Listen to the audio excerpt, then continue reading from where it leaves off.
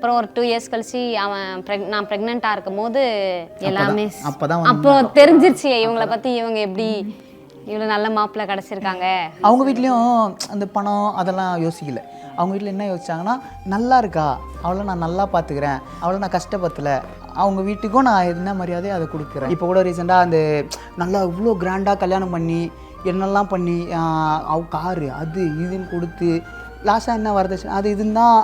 நான் என்ன சொல்கிறேன்னா, பசங்க லவ் பண்ணுறாங்களா, சரி லவ் பண்ணி கூட விடுங்களேன், திடீர்னு உங்களுக்கே ஒருத்தர் பிடிச்சிருக்கா, ஆனால் அவங்க செட்டில் ஆகலையா, ஆனால் பார்த்தா நல்ல கேரக்டராக நல்லா இது பண்ணாங்களா, பொண்ணை நல்லா பார்த்துப்பாங்களா, இல்லை அந்த பொண்ணு அவரை நல்லா பார்த்துக்குமா, அந்த மாதிரி இருக்கிறாங்கன்னா இந்த செட்டில் ஆனவங்க அதெல்லாம் பார்க்காதீங்க.